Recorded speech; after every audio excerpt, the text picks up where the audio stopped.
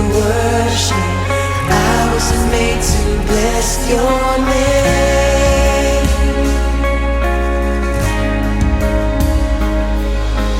I will bless the Lord at all times. I will bless the Lord at all times. I was made to worship. I was made to bless your name.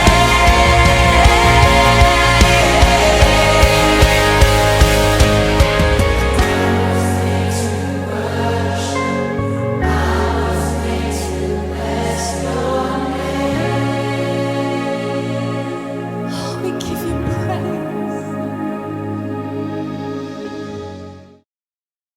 부모가 되어서 아이를 키울 때 우리 아이는 이렇게 자랐으면 좋겠다 하는 바람이 있습니다. 여러분들도 아직 결혼은 안 했겠지만 여러분 나름대로 어린 아이들을 보면서 내 아들은, 내 딸은 이런 모습으로 자랐으면 좋겠다 하는 모습들이 분명히 있을 거예요. 뭐 여러 가지 모습들이 있겠지만 거의 부모님들의 공통적인 바람이 있다라면 내 아이만큼은 많은 사람들 앞에서 당당했으면 좋겠다라는 바람이 있을 거예요. 여러분의 부모님들도 다 그렇게 여러분을 키웠을 겁니다. 저도 제 딸을 그렇게 키우고 있고요. 제 딸이 다른 사람들 앞에서 당당했으면 좋겠어요. 그래서 있는 형편 없는 형편 다 해서 좋은 옷 사서 입히고요. 좋은 교육시설에 보내고 애가 하고 싶다라는 거, 애가 갖고 싶다라는 거 최고급으로 제일 좋은 거 사서 다 해줬거든요. 근데 제 바람과 다르게 이상하게 제 딸뿐만 아니라 다른 애들도 마찬가지일 거예요. 당당함을 조금씩 잃어가고 오히려 위축되어 있는 것 같고 많은 사람들 앞에서 부끄러워하는 것 같은 거예요. 뭐가 문제인가 굉장히 고민이 많았어요. 근데 제가 그러다가 재밌는 경험을 한 적이 있었는데 월요일은 보통 교육자가 쉬는 날이기 때문에 제가 아침에 딸을 데리고서 어린이집에 데려다주고 오후에 어린이집에서 또 데려와요. 그날도 제가 아침에 데려다주고 저녁에 데리러 가는데 그날은 이제 다른 날과 다르게 저녁에 교회에서 어떤 행사가 있었기 때문에 행사복장, 정장에 머리 쫙 이렇게 딱 올리고서 이제 딸을 데리러 갔어요. 어린이집에 배를 두르고 들어가서 딸을 데리러 갔는데 이제 딸 그 클래스룸 앞에서 이제 기다리고 있는데 남자애 하나가 딱 나오더니 저를 쳐다보고서 아저씨는 누구세요? 이러는 거예요. 그래서 제가 이야기해줬죠. 아저씨는 하늘이 아빠야 이렇게 이야기했는데 이 남자애가 보는 눈이 있는 애였던 거예요. 방으로 뛰어들어가더니 야 하늘이 아빠 진짜 멋있어! 이러는 거예요. 근데 그 외침과 함께 그 방에 있던 하늘이네 반 아이들이 우르르 몰려 나와서 저를 구경하기 시작하는 거죠. 어떤 아이들은 뭐야 별로가 없잖아 이렇게 생각하는 아이들도 있었겠고, 근데 몇몇 아이들은 진짜 순수한 것 같아요. 근데 순수한 아이들이 야 하늘이 아빠 진짜 멋있어 막 이러면서 무리를 막 형성하기 시작하는 거예요. 근데 그때 그 무리의 뒤편에서 어깨가 잔뜩 올라간 한 아이가 이렇게 걸어 나오는데 저희 딸인 거죠. 너무 당당한 거예요. 평상시 볼 수 없는 아주 당당한 모습으로 나오면서 야 비켜 우리 아빠야 이러면서 나오는 거예요. 그때 그 딸을 보면서 깨달았어요. 많은 것을 가지고 있는 게 당당한 게 아니라 우리 아이의 당당함은 멋진 아빠로부터 오는구나 라는 것을 깨닫고 제가 그때부터 열심히 관리해야겠다라고 결심했습니다. 그리고 월요일이 되면 주일보다 더 멋지게 차려입고 어린이집에 가고는 해요. 근데 그 이후로 다시는 저를 멋있다고 이야기하는 아이들이 없긴 하더라고요. 제가 어저께 이제 토요일 예배 때 설교를 마치고 집에 가서 하늘이하고 이야기를 또 했거든요. 그때 기억나? 친구들이 아빠 멋있다고 한 거? 저희 딸이 이제 커서 그런지 에이 아빠 그건 딱 한 번뿐이에요 이러더라고요. 어쨌든 그 모습을 보면서 제가 깨달은 것 한 가지가 우리는 착각한다는 거예요. 내가 가진 게 많고 능력이 많으면 당당할 것이다라고 착각합니다. 돈이 많으면 당당할 것이라고 생각하고요. 내가 성공하면 당당할 것이라고 생각하고 좋은 회사에 취업하면 좋은 대학교에 다니면 당당할 거라고 생각합니다. 근데 진짜 당당해지던가요? 당당한 것처럼 느껴지지만 위기의 순간이 찾아오면 그 당당한 모습은 사라지고 초라한 나의 모습만 남게 되더라고요. 진짜 이 땅 가운데서 우리가 가질 수 있는 영원한 당당함은 내가 의지하고 신뢰하는 이가 누구인가, 그리고 바로 그가 얼마나 능력 있는가로부터 흘러 나오는 것이더라고요. 그래야지만 어떤 위기가 찾아와도 사라지지 않는 진정한 당당함을 경험할 수 있는 것이죠. 이 정도 얘기하면 제가 무슨 얘기할 줄 알겠죠? 우리 인생 가운데 누릴 수 있는 최고의 당당함은 내가 얼마나 가졌는가, 어떤 대학에 다니는가, 어떤 직장에 다니는가에서 나오지 않아요. 바로 우리 아버지 되시는 하나님을 향한 우리의 신뢰로부터 진정한 당당함이 흘러나오는 것이죠. 오늘 말씀 보면요, 정말 가진 것 하나 없어 보이고 누가 봐도 죽음을 앞둔 초라한 한 사람이 등장합니다. 근데 놀라운 사실은 그런 모습을 가지고 있으면서도 매우 당당하다라는 겁니다. 바로 엘리야인데, 그가 위기 가운데 그토록 당당했던 이유가 무엇인가? 이건 역시 그가 신뢰하는 하나님이 최고의 하나님이라는 사실을, 최고의 신이라는 사실을 엘리야가 알고 있었기 때문입니다. 16절과 17절 말씀 읽어볼까요? 16절 17절 시작. 그리하여 오바댜는 가서 아합을 만나 말했습니다. 그러자 아합이 엘리야를 만나러 왔습니다. 아합은 엘리야를 보자 말했습니다. 네가 바로 이스라엘의 문제를 일으키는 자로구나. 아멘. 지금 이 장면은요, 북이스라엘의 아합 왕이 통치하던 시절이거든요. 아합 왕이 누구인가? 구약 분열 왕국 시대 가운데 가장 우상 숭배로 유명했던 왕이 바로 아합 왕입니다. 말씀은 아합에 대해서 이렇게 이야기해요. 열왕기상 16장 30절 31절 제가 읽어드릴게요. 오므리의 아들 아합은 여호와 보시기에 이전 모든 사람들보다 더 많은 악을 행했습니다. 그는 느밧의 아들 여로보암의 죄를 따라하는 것을 가볍게 여겼을 뿐 아니라 시돈 사람의 왕 옙바알의 딸 이세벨과 결혼하고 바알을 섬기며 숭배했습니다. 사실 아합 왕이 이스라엘 역사적으로 봤을 때는 평가를 잘 받는 왕이에요. 굉장히 이룬 업적이 많은 왕이다라고 이야기하는데, 성경 역사에서는 아합에 대해서 죄를 가볍게 여겼고 하나님을 멀리하고 하나님께서 그것을 기뻐하지 않는 왕으로 기록하고 있습니다.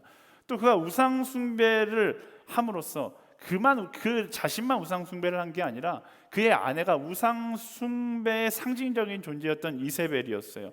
이세벨과 결혼하면서 바알과 아세라 우상을 이스라엘로 수입해 갖고 더 열심히 우상 숭배를 했던 왕이 바로 아합 왕입니다. 그래서 말씀이 뭐라고 얘기해요? 이전에 모든 이스라엘 왕보다 악했기 때문에 하나님의 진노를 자아냈다. 그런데 하나님께서 그 진노를 어떻게 말씀하시는가? 엘리야를 통해서, 웬만하면 본인이 직접 말씀하시지 엘리야를 통해서 아합 왕에게 이야기하세요. 그러니까 엘리야가 어쨌든 죽음을 무릅쓰고 아합 왕 앞에 가서 이런 이야기를 합니다. 열왕기상 17장 1절 말씀 읽어볼까요? 시작. 그때 길르앗에 살던 사람들 가운데 디셉 사람 엘리야가 아합에게 말했습니다. 내가 섬기는 이스라엘의 하나님 여호와께서 살아계심을 두고 맹세하는데 앞으로 몇 년 동안 내 말이 없으면 이슬도 없고 비도 없을 것이다. 아멘. 근데 딱 이렇게 아합 왕 앞에서 하나님의 마음을 전하고, 사실 이때까지만 해도 엘리야가 조금 담대하지 못했었던 것 같아요. 바로 요단강 앞 시냇가로 도망쳐서 3년 동안 은둔 생활을 하기 시작합니다. 그리고 북이스라엘은 실제로 3년간의 가뭄이 시작되죠. 가뭄이 실제로 일어나기 시작하니까 북이스라엘 사람들이 아합을 원망하기 시작해요. 그러니까 왕을 향한 원망이 있다 보니까 아합은 정권에 대한 위협을 느끼기 시작하는 것이죠.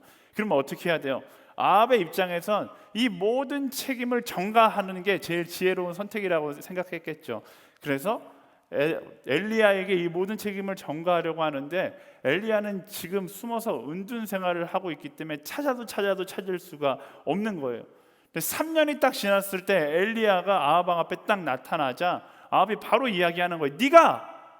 너 때문에 이스라엘에 이 어려움이 있는 거야 라고 이야기하는 거죠. 근데 엘리야가 그 아합 왕 앞에서, 또 이스라엘 사람들 앞에서 왜 이 가뭄이 있는지에 대해서 다시 한번 설명을 합니다. 18절 말씀 읽어볼게요. 시작. 그러자 엘리야가 대답했습니다. 이스라엘에 문제를 일으킨 적이 없소. 당신과 당신 아버지의 집안이 문제를 일으킨 것이요, 당신은 여호와의 명령을 저버리고 바알을 따랐소. 엘리야가 가뭄의 이유를 설명하고 있는데, 당신과 당신의 아버지 집안이 하나님을 따르지 않았기 때문에, 바알을 따랐기 때문에 이 가뭄이 있는 것이다 라고 왕을 꾸짖는 거예요. 무언가 재밌는 장면이죠. 권력이 있고 힘이 있는 사람은 아합이에요. 반대로 3년 동안 숨어 있었고 도망자 신세였고 꼬질꼬질한 모습을 하고 있는 건 엘리야죠. 그러니까 누가 봐도 아합이 갑이고 엘리야가 을인 상황이에요. 근데 지금의 이 모습은 엘리야가 갑이고 아합이 을이 되어버린 상황인 것이죠. 어떤 차이가 이런 결과를 만든 것일까? 가장 큰 차이는 그들이 믿고 있는 신이 다른 거예요. 아합은 사람이 만든 우상인 바알과 아세라를 믿고 있는 거고, 엘리야는 사람을 만드신 하나님을 믿고 있는 거예요. 신의 클래스가 완전히 다른 것이죠. 사람이 만든 신과 사람을 만든 신을 믿는다는 거, 비교할 수 없는 큰 차이인 거죠. 아합이 굳세게 믿고 있는 바알과 아세라는 이 땅의 신기루와 같은 존재에 불과해요. 그냥 사람의 욕망과 욕심이 만들어 놓은 허상일 뿐인 것이죠. 근데 오늘을 살아가는 우리도 이런 허상을 쫓아 살아갈 때가 너무나 많습니다. 마치 그것이 우리 인생의 가장 중요한 것인 마냥 그것에 목숨을 걸면서 살아가요. 여러분의 인생에 무엇을 쫓아 살아갑니까? 돈? 권력? 인정? 여러분은 아니라고 생각해요. 하지만 세상의 많은 사람들은 이런 성공이라고 이야기하는 조건들을 우상으로 여기며 그것을 바라보며 살아갑니다. 하지만 잘 생각해 보세요. 조금만 정신을 차리고 생각해 보면 누가 이 성공의 기준을 만들었어요? 우리가 생각하는 세상의 성공의 기준은 결국 사람이 만든 거예요.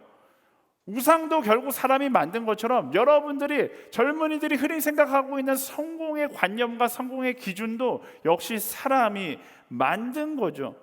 그리고서 그것에 목숨을 걸면서 살아가는 거예요. 우리가 꿈꾸는 거의 대부분의 야망들은 결국 죽음 앞에서 허상일 뿐이고, 다른 측면에서 본다면 우상에 불과한 것입니다. 우리가 조금 정신을 차리고 영적 시야를 확장할 수 있어야 돼요. 정신을 조금만 차리고 보면 우리가 그토록 가치 있게 여겼던 모든 것들이 신기루 같은 것이고 허상 같은 것임을 우리는 알 수 있습니다. 결국 세상 가운데 신기루 같은 성공을 보며 자랑했던 사람들의 당당함은 하나님 앞에 아무런 의미가 없다라는 것을 알게 될 거예요. 그렇다면 여러분들은 어느 편에 서겠습니까? 만들어진 신의 편에 서겠습니까? 아니면 여러분을 만드신 신의 편에 서겠습니까? 그게 마지막까지 당당한 사람이 될 수 있는 선택인 거예요. 어떤 선택을 할 것인가? 내가 만든 신을 신으로 여길 것인가? 아니면 나를 만드신 그분을 나의 하나님으로 여길 것인가? 하나님의 편에 서서 마지막까지 당당할 수 있는 그런 그리스도인들이 되기를 예수님의 이름으로 축원합니다. 아멘. 네. 이렇게 내가 서 있는 편이 명확해지면요, 마지막뿐만 아니라 오늘을 살아가는 세상 가운데서도 하나님의 사람이 당당할 수밖에 없는 이유들이 보이기 시작합니다. 아합과 엘리야를 보세요. 아합은 가진 것이 진짜 많았어요. 근데 그 말은 즉슨 이룰 것도 많은 사람이라는 뜻이죠. 반대로 하나님을 따르는 엘리야는 가진 것이 하나도 없었어요. 하지만 하나님을 소유하고 있었죠. 다시 말하면 이 땅 가운데 잃을 것이 없다라는 거예요. 이른바 아합은 모든 것을 가졌지만 하나님을 가지지 못했기 때문에 모든 것을 잃은 사람이었고, 엘리야는 아무것도 가지지 못했지만 모든 것을 가진 하나님과 함께 했기 때문에 모든 것을 소유한 사람인 것이죠. 그리고 이 두 사람이 대결하고 있는 이 구도에서 누가 더 당당할 수 있을까요? 누가 더 평안을 누리고 있을까요? 적당한 예가 될지 모르겠지만 세계 여행을 하다가 보면 가끔 약간 정신 나간 부부들을 만날 때가 있어요. 세계 여행을 너무나 하고 싶어서 자기가 갖고 있는 전 재산을 다 처분하고 부부끼리 세계 여행을 떠나서 돌아다니시는 분들이 있어요. 근데 정말 간혹 가다가 진짜 어리석다라고 보이는 사람들은 전 재산을 다 현금으로 바꿔서 달러로 바꿔서 자기 가방에 넣고 여행을 다니시는 분들이 있어요. 네, 이렇게 모든 재산, 예를 들어 한 3억이라고 생각해 봅시다. 3억 다 1000불짜리가 있었나요? 100불짜리가 제일 큰 돈이죠. 100불짜리로 3억 원을 어깨에 짊어매고 다니는 사람이 과연 편안할까요? 아니면은 3억 원을 은행에 넣어놓고서 필요할 때 빼쓰는 사람이 평안할까요? 한 3억 하니까 현실감이 안 느껴져. 그냥 다 갖고 있는 돈 같아요. 한 3천억 정도라고 이야기할까요? 3천억을 짊어매고 여행을 다니는 사람이 편안할까요? 맡겨놓고 다니는 사람이 편안할까요? 아마 그 짊어매고 다니는 사람은 다니는 것 자체가 지옥일 겁니다. 아합과 엘리야도 마찬가지예요. 이미 모든 것을 주께 맡긴 엘리야가 당연히 당당할 수밖에 없는 것이죠. 아합과 엘리야의 대결에서 이미 아합은 두려워하고 있어요. 그가 가진 권력, 재물, 사람들의 존경마저 언제 이를지 모르기 때문에 두려워하고 있는 것이죠. 이 아합과 엘리야의 비교되는 모습은요, 우리에게 중요한 메시지를 줍니다. 사람들은 당연히 더 많이 갖고 있으면 당당할 거라고 생각하거든요. 더 성공하면 당당할 수 있다고 생각하거든요. 그런데 아무리 많이 가지고 있어도 하나님의 것임을 인정하지 못하면 아이러니하게도 더 두려운 인생이 될 수밖에 없는 거예요. 가지고 있는 것을 언젠가는 놓을 수밖에 없기 때문에 그때를 두려워하는 인생이 되는 것이죠. 오히려 내가 가지고 있는 것이 나의 당당함을 갉아먹게 되는 거예요.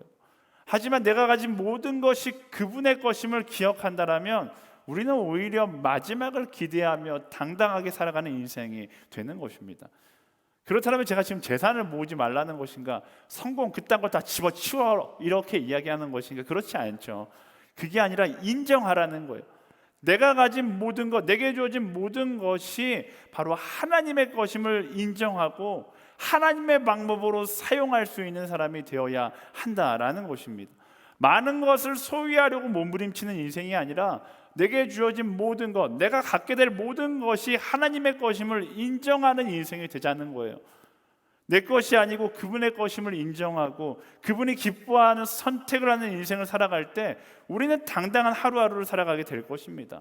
하나님께 모든 것을 맡기고 잃을 것이 없는 사람, 바로 그 사람이 당당한 사람인 것이죠. 많은 것을 그저 가지려고 소유하려고 한다면 여러분의 인생 가운데 당당함은 없을 수밖에 없는 거예요. 주께 모든 걸 맡기고 당당하게 살아갈 수 있는 하나님의 사람들 되기를 소망합니다. 엘리야의 당당함은요, 아합 왕 앞에서뿐만 아니라 이스라엘 민족들 앞에서도 동일하게 나타나요. 21절 말씀 함께 읽어보겠습니다. 시작. 엘리야가 온 백성들 앞에 나가 말했습니다. 너희가 이 둘 사이에서 얼마나 더 머뭇거리겠느냐? 여호와가 하나님이시면 여호와를 따르라. 그러나 바알이 하나님이면 바알을 따르라. 그러나 백성들은 한마디 대꾸도 하지 않았습니다. 엘리야가 온 이스라엘 백성들에게 말합니다. 머뭇거리지 마라. 이 원어로 보면 쩔뚝거리며 걷지 마라 라고 이야기하는 거예요. 한국식으로 풀자면 양다리 걸치지 마라 라는 거예요. 바알과 하나님 사이에서 양다리 걸치는 신앙 하지 마라 라고 이야기하고 있는 거예요. 이렇게 이야기하니까 이스라엘 백성들이 한마디도 하지 못해요. 왜? 엘리야가 하는 말이 틀린 게 없는 거예요. 양다리가 아니라 3다리를 걸치고 있는 거죠. 하나님, 바알, 아세라. 아마 더 많이 다리를 걸치고 있었을 거예요. 떳떳하지 못하니까 엘리야의 말 앞에 더 당당하지 못하고 침묵을 지키고 있는 것이죠. 어쩌다가 그들이 이런 모습이 되었는가? 어쩌다가 그들이 양다리 민족이 되었는가? 우상 숭배를 하는 이유는 한 가지예요. 눈앞에 보이는 고난을 피해 의지할 대상이 필요했던 거죠. 이스라엘 민족이 출애굽해서 광야를 지날 때 금송아지를 만들잖아요. 현실이라는 고난의 시간을 피할 대상이 필요했기 때문에 눈에 보이는 우상, 내 마음대로 컨트롤할 수 있는 우상을 만들게 되는 거죠. 사실 그 시간이, 그 고난의 시간이 하나님을 더 의지해야 하는 시간인데 내 눈앞에 보이는 것을 믿고자 하는 그 야망, 욕심 때문에, 헛된 욕심 때문에 우상을 만들고 우상을 선택한 거예요. 그리고 그 결과, 그 어리석은 선택이 그들을 더 당당하지 못하게 만들고 더 두렵게 만들게 되는 것이죠. 양다리는 언제나 두려울 수밖에 없어요. 최근에 유행했던 드라마 부부의 세계, 저는 그 드라마 못 봤거든요. 일단 집에 TV가 없어요. 근데 어쨌든 인터넷으로 이렇게 뭐라고 해야 되죠? 잠깐 클립 영상들을 보면서 제가 깨닫게 되는 것이 있어요. 스토리를 보면 가족이 있는 남자 주인공이 양다리를 걸치면서 드라마가 시작돼요. 드라마에서 양다리를 걸친 남자의 심리 상태가 어떻습니까? 안 봐도 뻔해요. 양다리는 언제나 불안해요. 그 남자가 그 불안함으로부터 벗어나려고 어떻게 해요? 이것 또한 사랑이다라고 주장해요. 이것 또한 사랑이다. 이 여자도 사랑하고 저 여자도 사랑하고 이것 또한 나는 순수한 사랑이라고 이야기하지만 그 어떤 이유로도 합리화될 수 없어요. 아무리 합리화해도 양다리는 내 다리가 언제 잘릴까 두려워하는 인생이 될 수밖에 없는 것이죠. 마찬가지예요. 고난을 피해 새로운 다리를 개척하는 인생은 절대로 평안할 수 없어요. 두려울 수밖에 없어요. 불안할 수밖에 없어요. 하지만 반대로 믿음을 가지고서 고난을 돌파하는 인생은 고난 앞에서도 당당할 수 있다라는 것을 우리는 기억해야 합니다. 고난을 피해 다니기만 하면 흔들리는 인생이 될 수밖에 없는 것이고요. 고난을 뚫어내면 성장하는 인생이 되는 거예요. 이스라엘 민족과 같이 고난을 피해 다님으로 흔들리는 인생을 살아가는 것이 아니라 우리는 어떻게 해야 하는가? 고난과 맞서 싸워 나아가는 것, 고난을 돌파해내는 것을 두려워하지 않는 우리가 되어야 하는 것입니다. 성경이 말하는 진리가 한 가지 있어요. 고난 가운데 가장 명확하게 들리는 것이 있는데 그것이 하나님의 음성이죠. 우리가 고난 가운데 하나님의 음성을 듣지 못하면요, 축복 가운데서는 하나님의 음성의 흔적조차 발견할 수 없는 거예요. 고난은 하나님의 음성을 듣는 법을 배우는 시간이거든요. 하나님께서 출애굽을 통해서 이스라엘을 고난 가운데 이끄십니다. 왜? 그 광야에서의 고난의 시간을 통해서 하나님의 음성을 듣는 법을 배우기를 원하셨던 것이죠. 왜? 하나님의 음성을 고난 가운데 듣지 못하면 축복 가운데 당연히 듣지 못하니까요. 축복 가운데 하나님의 음성을 듣지 못하면 이 결과가 이런 거예요. 우상 숭배하는 모습이 될 수밖에 없는 거예요. 고난 속에서 그분께 더 귀 기울이며 그분께로 더 가까이 나아가는 것, 그게 고난을 돌파해내는 방법인 것이죠.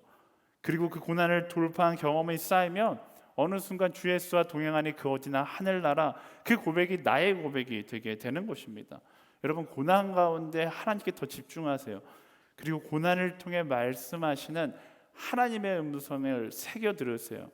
그리고 그 하나님과 함께 고난을 돌파해낼 수 있게 되기를 예수님의 이름으로 축원합니다.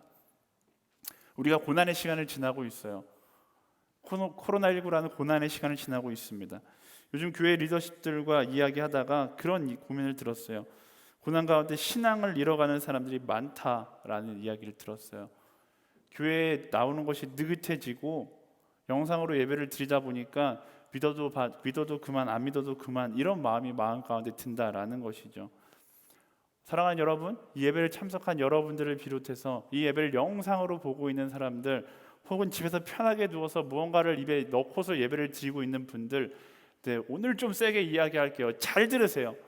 고난은 내 신앙에 쉬어가는 타임이 아니에요. 착각하지 마세요.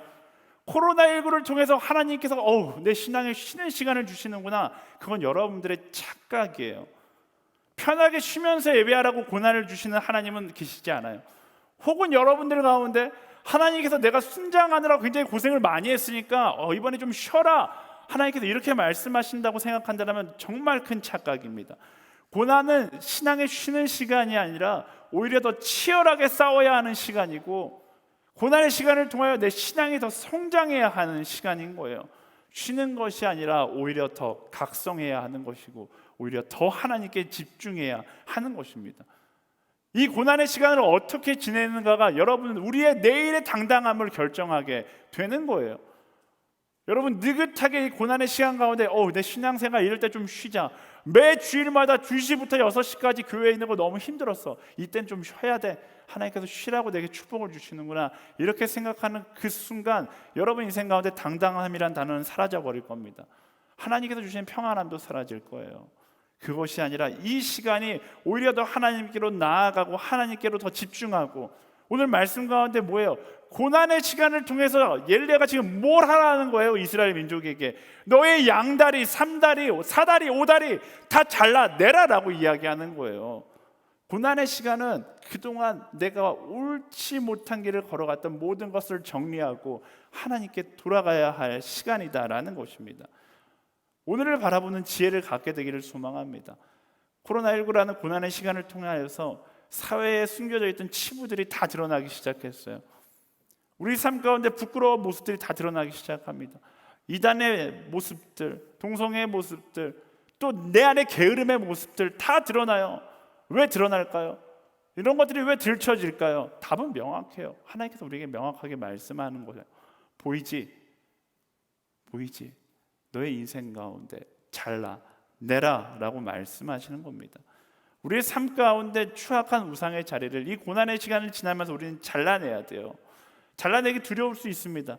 하지만 그 두려움을 이기고 잘라내야지만 우리는 성장하는 거예요. 마치 가지치기를 한 나무가 가지치기를 하는 그 순간은 너무나 고통스럽고 두렵지만 치고 나면 그것으로 인해서 더 성장하는 것처럼 우리 삶 가운데 만연하게 자리 잡고 있었던 모든 우상의 흔적들을 잘라내면 그때 우리는 성장하게 될 것이고, 하나님께서 허락하신 엘리야의 당당함이 바로 우리의 것이 됨을 경험하게 되는 것입니다. 그런 당당한 그리스도인, 이 시대의 당당한 젊은이로 살아갈 수 있는 여러분들 되기를 예수님의 이름으로 축복합니다.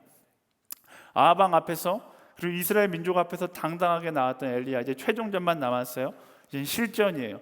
바로 바알의 예언자들과의 단판 승부가 펼쳐지는데, 이 예언자들 앞에서도 엘리야는 여전히 당당함을 잃지 않습니다. 25절부터 26절까지 말씀 읽어볼까요? 시작. 엘리야가 바알의 예언자들에게 말했습니다. 너희의 수가 많으니 먼저 너희가 소 한 마리를 골라 준비하라. 너희 신의 이름을 부르고 불은 붙이지 말라. 그리하여 그들은 소 한 마리를 가져다가 준비했습니다. 그러고는 아침부터 정오까지 바알의 이름을 불렀습니다.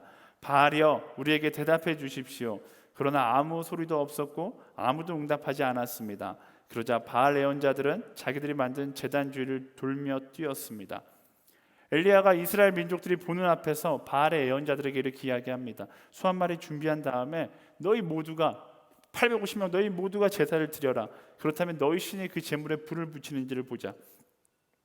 엘리야의 이 제안을 그들이 받아들이고 그 대결이 펼쳐지기 시작하는 거예요. 엘리야 한 명과 바알과 아세라 예언자 850명, 850대 1의 싸움입니다. 수적으로 상대가 안 되는 싸움이죠.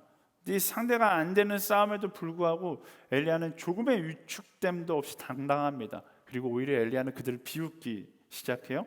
27절 말씀 제가 읽어볼게요. 정오가 되자 엘리야가 바알 예언자들을 비웃으며 말했습니다. 더 큰 소리를 하라. 그가 신이니 아마 깊은 생각에 빠졌거나 너무 바쁘거나 여행을 떠났나 보다. 어쩌면 자고 있을지 모르니 깨워야 되지 않나 싶다.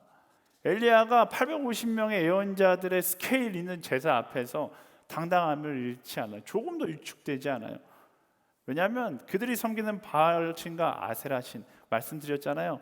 사람이 만든 신은 나를 만드신 하나님 앞에서 너무나 우스운 존재라는 사실을 알고 있었기 때문입니다.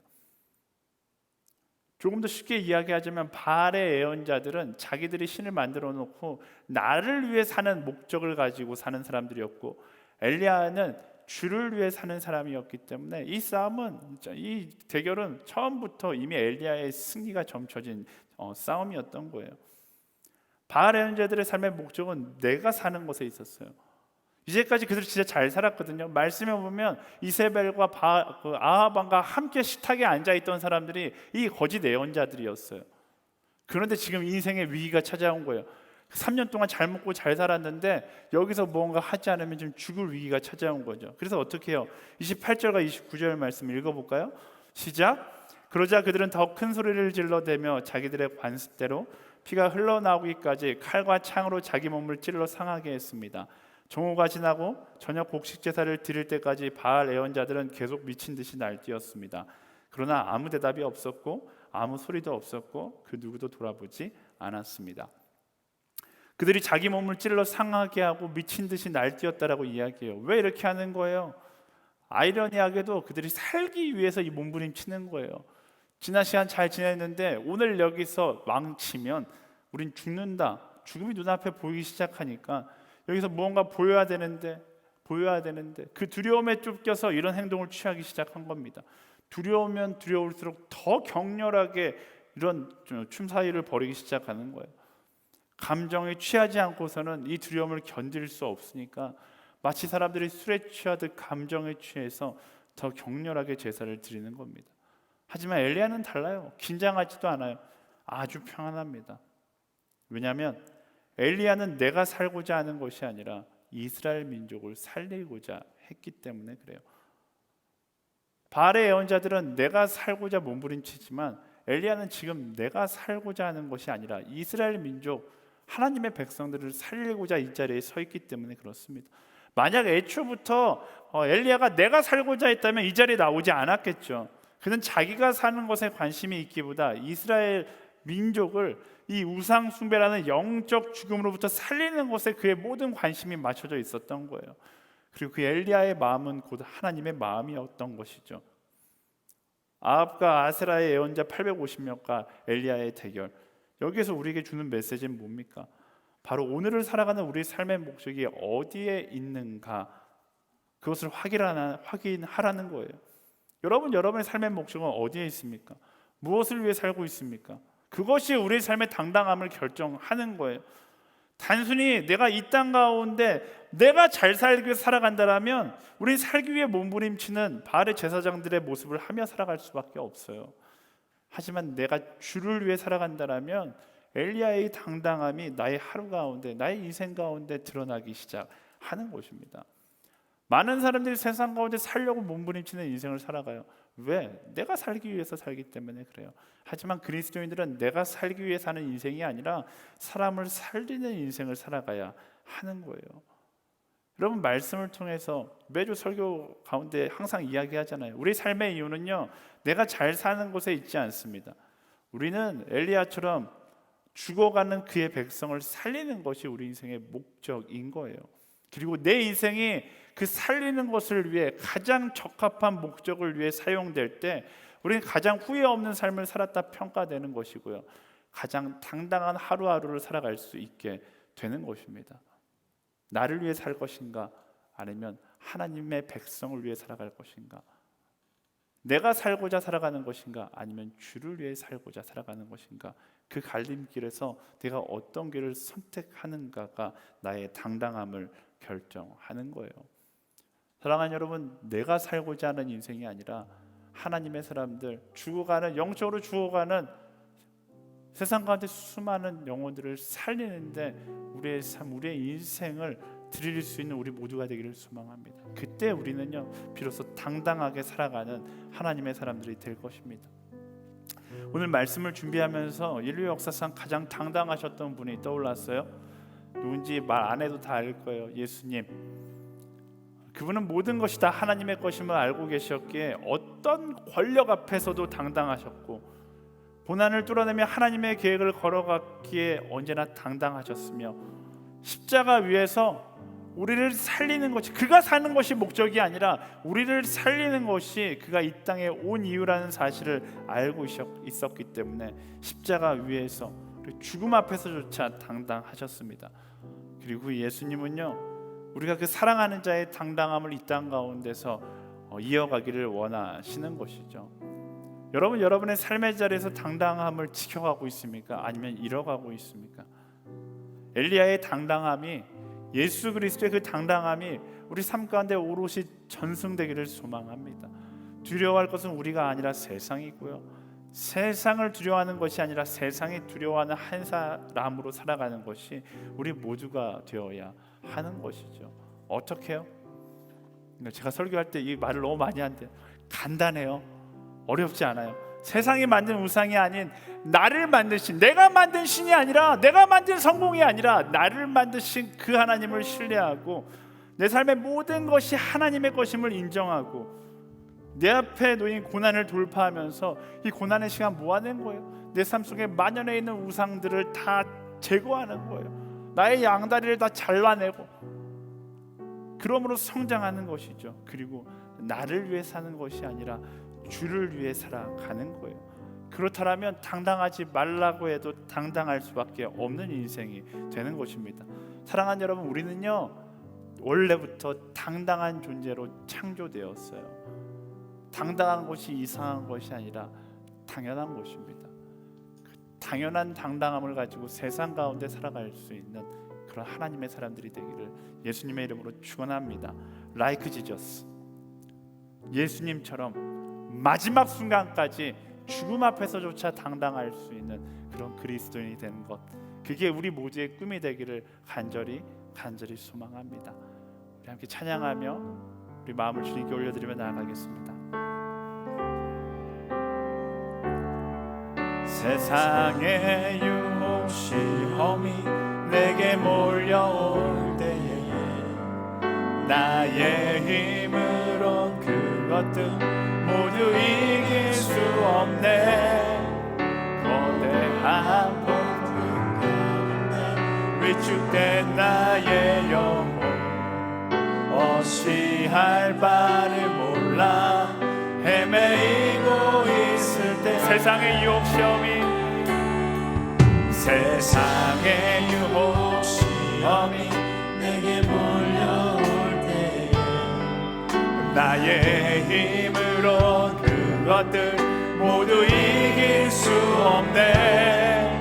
거대한 폭풍 가운데 위축된 나의 영혼 어찌할 바를 몰라 헤매이고 있을 때 주를 찬양 주 찬양 손을 들고 찬양 전쟁은 나에게 속한 것 아니니 주 찬양 손을 들고 찬양 전쟁은 하나님께 속한 것이니 거짓과 속임수로 거짓과 우리 다 같이 일어나서 찬양할까요? 하나님 더 이상 떨지 않겠습니다. 주님을 찬양하며 당당하게 담대하게 나가는 데가 되겠습니다. 함께 선포하며 나아갑시다.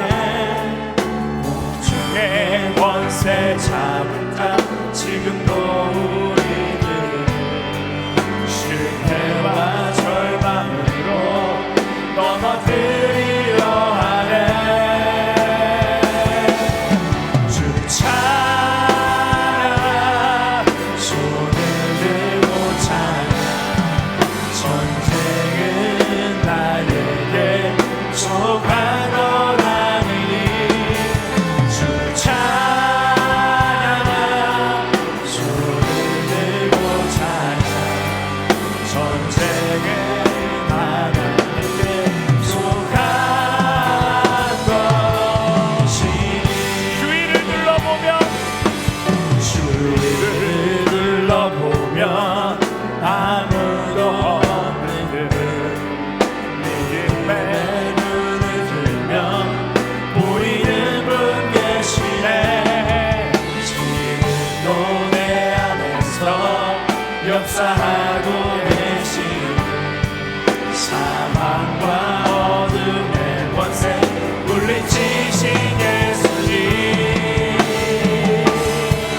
주 찬양 손을 들고 찬양 전쟁은 나에게 속한 것 아니니 주 찬양 손을 들고 찬양 아멘 전쟁은 하나님께 속한 것이 주를 찬양 주 찬양 손을 들고 찬양 전쟁은 나에게 속한 것 아니니 주 하나님 그렇습니다. 찬란하게 전쟁은 하나님께 속한 것이니 여러분 하나님은 우리가 당당하길 원하세요. 이 고난의 시간을 지나면서 우리가 쉬는 것이 아니라 이 고난의 시간은 우리의 당당함을 회복하는 시간입니다. 어떻게 회복할 수 있어요? 내 삶 가운데 만연해 있는 모든 우상들을 제거하는 거예요. 성공이란 기준에 끌려갔던 나의 인생을 다시금 그 자리로 회복하여 다시금 하나님의 백성의 자리로 회복하는 시간이 바로 이 시간입니다. 우리 함께 기도하며 나아갈 때 하나님 당당함을 잃어가는 그리스도인이 아니라 헛된 우상들을 내 삶 가운데 제거하고 하나님과 동행하는 자의 당당함을 회복하게 하여 주시옵소서. 예수 그리스도의 당당함, 엘리야의 당당함이 오늘 우리의 당당함이 되게 하여 주시옵소서. 우리 주여 한번 외치고 간절히 기도하며 나아가겠습니다. 주여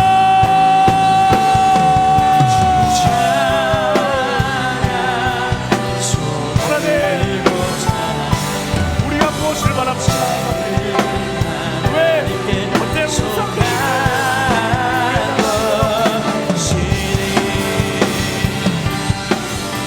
하나님 당당한 자로 나아갈 수 있도록 인도하여 주시옵소서. 주를 바라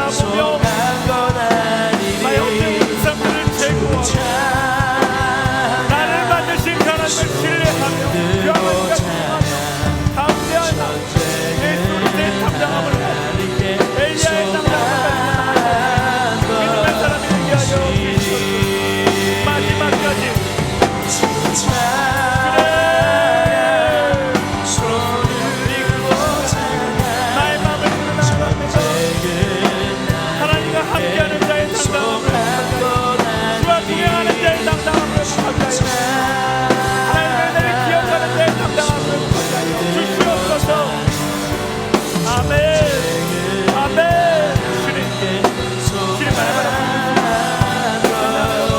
주님 내 삶의 온전한 모습을 온전한 길을 바라보며 되게 하여 주시옵소서. 내가 살고자 하시는 것이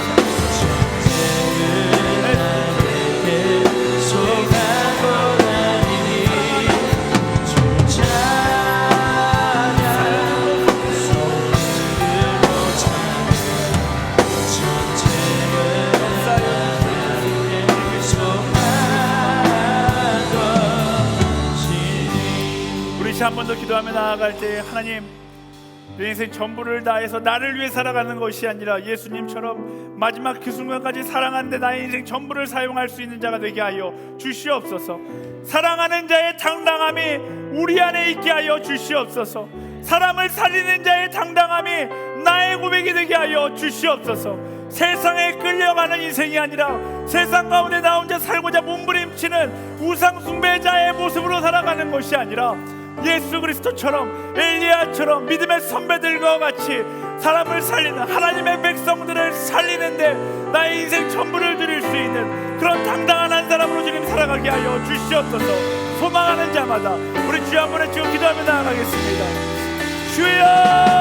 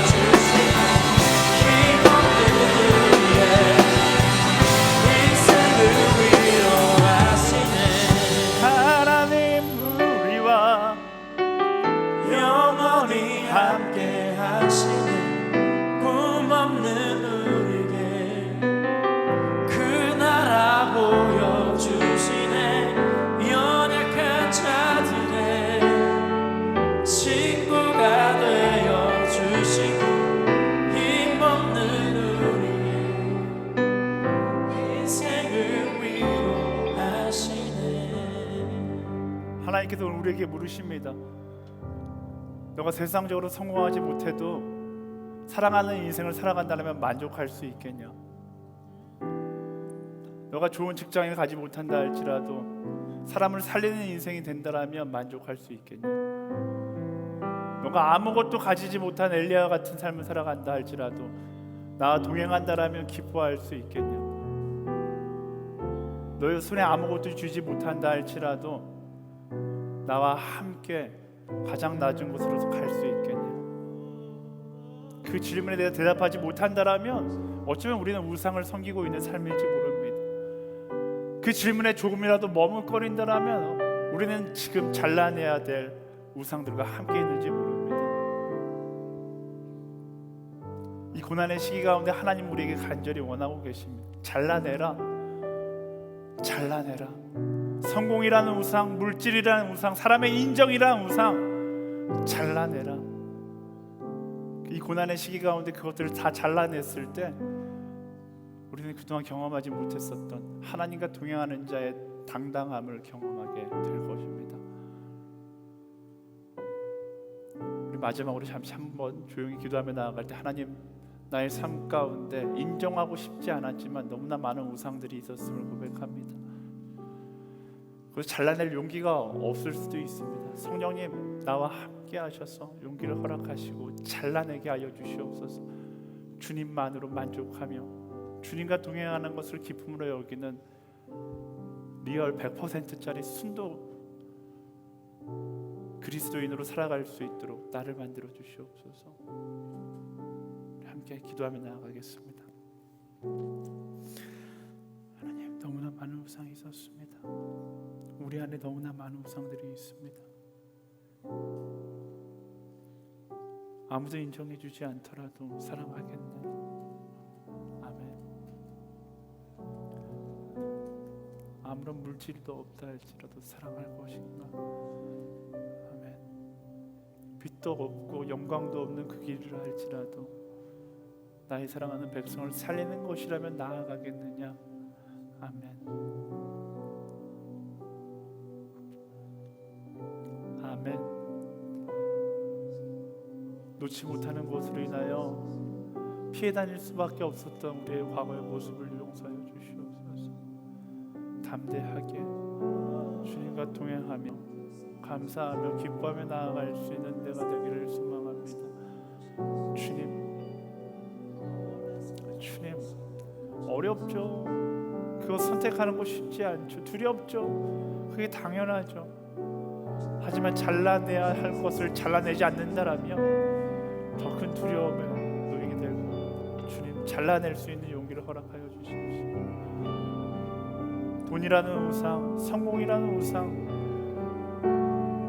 남들의 시선과 인정이라는 우상들 잘라낼 수 있는 용기를 허락하여 주십시오. 그리고 이 고난의 시기를 통하여 성장할 수 있는 우리가 되게 하여 주시옵소서. 주님 붙잡아 주 믿습니다. 살아 역사하신 하나님, 우리 삶 가운데 너무나 만연해 있던 너무나 많은 곳에 포진해 있었던 우상들을 보게 됩니다.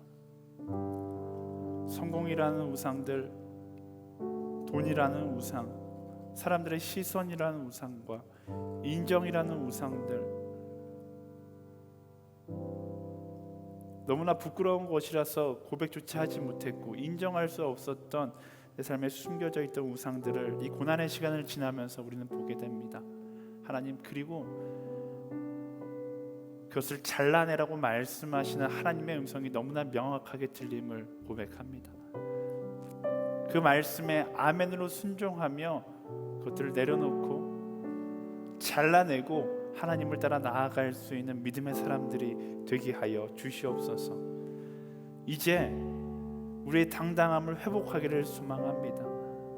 사람이 만들어 놓은 우상이 아니라 나를 만드신 그 하나님을 전적으로 신뢰하고요, 내 삶의 모든 것이 내 것이 아니라 하나님의 것임을 인정하고 하나님의 방법대로 사용되기를 소망하며, 내 앞에 놓인 고난 앞에서 고난을 피해 도망치는 것이 아니라 고난을 돌파해 나아가며 그 고난 가운데 잘라내라고 말씀하시는 그 하나님의 음성에 아멘으로 화답하며 모든 우상들을 잘라내고 나를 위해 사는 것이 아니라 주를 위해 살아가는 그런 인생으로 살게 하여 주시옵소서.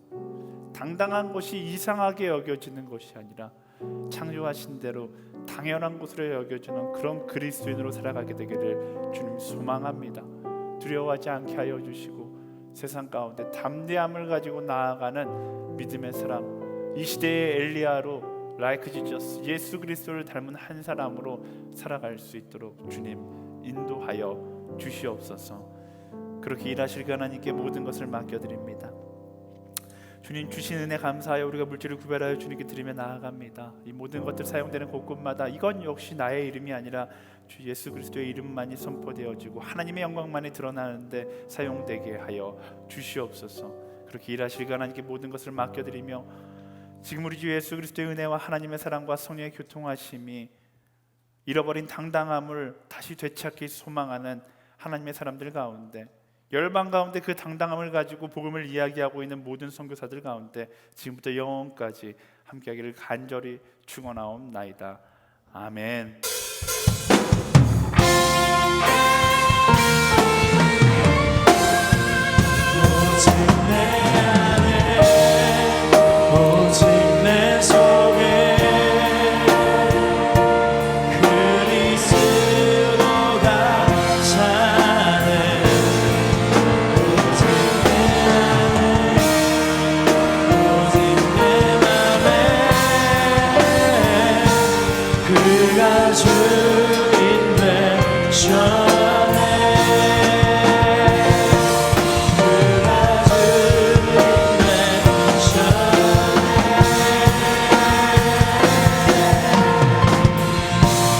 모든 것들 하나님께 감사 영광을 받습니다.